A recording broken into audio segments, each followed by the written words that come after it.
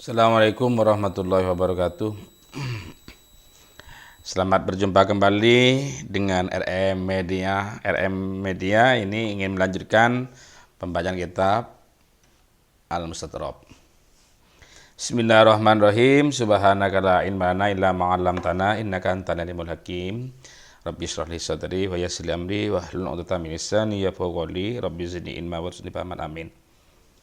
Nah, kemarin sudah kita bicarakan.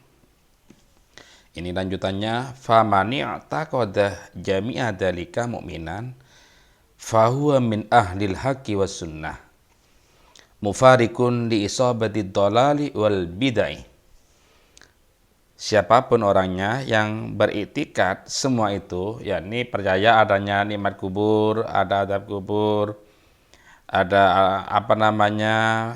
kelak, ada mizan, ada surga dan neraka, maka ia termasuk orang yang ahlil haq dan ahlus sunnah, dan termasuk misah atau berpisah dengan golongan orang-orang yang tersesat dan orang-orang yang ahli bid'ah. Jadi kesimpulannya di dalam kitab ini adalah orang yang ahlus sunnah wal jamaah yang beriktikad dengan iktikannya al-Asy'ariyah dan al-Maturidiyah. Razzaqanallahu sabata ala hadhihi aqidati wa ja'alana min ahliha. Mudah-mudahan Allah senantiasa memberi rezeki pada kita semua atas kita ini, dan mudah-mudahan Allah menjadikan kami semua termasuk ahli akidah ini. Amin. Wa faqona lidawami ilal mamati ala tamasuki wal i'tisam bihabliha.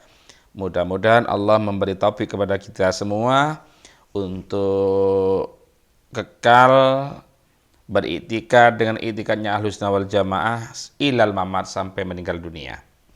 Dan mudah-mudahan kita senantiasa berpedoman dan berpikokoh bihablillah dengan tali akidahnya Ahlus Sunnah wal Jamaah. Innahu sami'un mujib, sesungguhnya Allah dat yang maha mendengar dan maha menerima. Fahadil aqidatu qad istamalat ala ahadi arkanil islamil khamsati. Akidah ini, yakni akidahnya Ahlus Sunnah wal Jamaah, meliputi salah satu rukun Islam yang 5. Yang mana kira-kira itu? Akidahnya Ahlus Sunnah wal Jamaah meliputi salah satu rukun Islam yang 5, yakni asyhadu an la ilaha illallah wa asyhadu anna muhammadar rasulullah. Qala Rasulullah, Nabi Muhammad telah bersabda begini, buniyal islamu ala khamsin. Islam ini dibangun, didirikan, ditegakkan atas 5 tiang.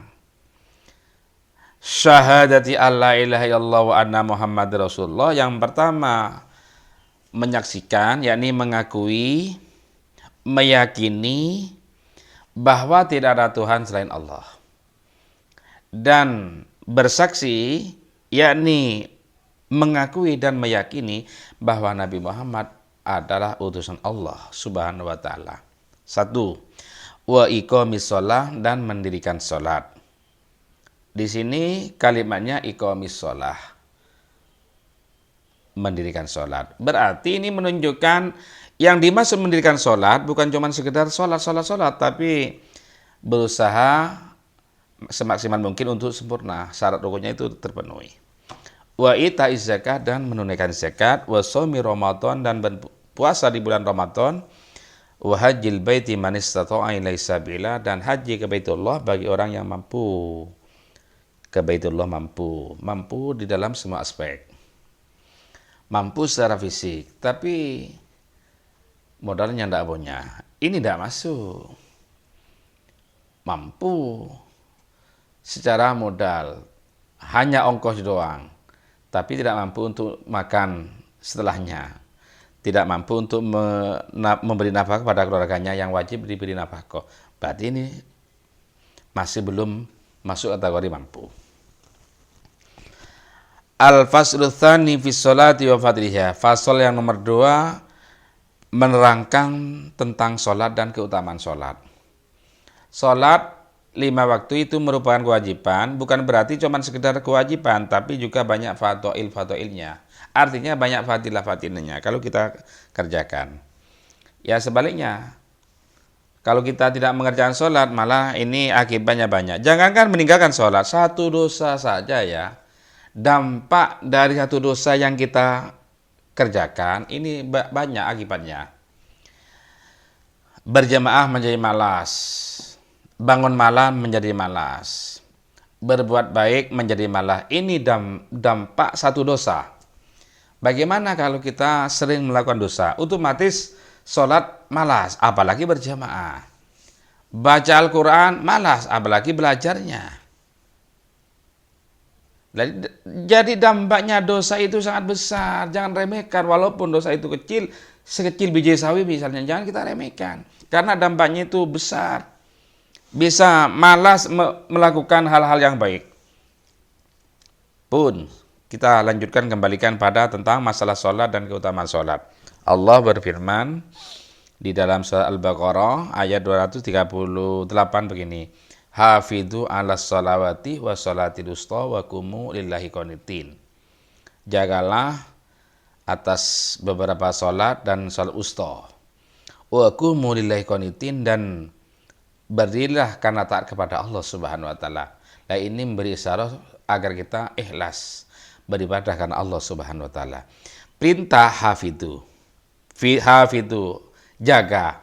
Berarti ini diperintah untuk mendirikan sholat bukan cuma satu kali, bukan cuma satu hari, satu malam doang, bukan. Tapi hafidhu ini berarti sepanjang masa, selama masih hidup. Kalau sudah mati baru kita berhenti, alias istirahat. Kalau belum mati berarti belum ada istirahat untuk sholat itu, harus dan harus. Hafidhu ala sholawati. Jaga sholat-sholat 5 waktu itu, jaga. Harus didirikan tepat waktu. Jangan sampai dikerjakan di luar waktunya, jangan. Kalau dikerjakan di luar waktunya berarti ini bukan hafidhu ala sholawati, bukan berarti. Lagian ancamannya juga besar. Orang yang mendirikan sholat tapi di luar waktunya, ancamannya juga besar. Wailul musholin, itu ancamannya. Wa sholatil wusta, dan sholat wusta itu perlu dijaga juga. Lah ini ulama beda pendapat. Apa sholat wusta itu? Ulama beda pendapat. Sudah, tidak usah kita bahas karena ini beda pendapat ini. Panjang kalau kita bicarakan tentang sholat wusta. Wa qala ta'ala, Allah berfirman, wa aqimus sholata wa atuz zakah. Al-Baqarah juga ayat 43, dirikan sholat dan tunaikan zakat. Ini juga perintah. Kan perintah itu menunjukkan pada hal yang wajib, kecuali ada hadis yang menunjukkan pada sunnah. Lah, yang ini menunjukkan wajib, bukan yang sunnah, bukan. Wa aqimus sholah wa atuz zakah. Dirikan sholat dan tunaikan zakat. Zakat di sini meliputi secara lahiriahnya lafaz yang meliputi zakat fitrah maupun zakat mal atau zakat dagangan, meliputi. Ini juga kita tidak perlu membahasnya karena ini sangat panjang nanti kalau membahasnya. Zakat kita sudah tunaikan zakat. Wa qala ta'ala, Allah berfirman, innas sholata kanat 'alal mu'mini kitaban mawquta, bahwa sholat itu diwajibkan pada orang mukmin dengan kewajiban yang ditentukan, diberi waktu, bukan asal-asalan. Sholat itu oleh Allah diwajibkan, ada waktunya. Kapan waktunya asar, kapan maghrib, isya dan subuh, itu ada waktunya, bukan asal-asalan saja.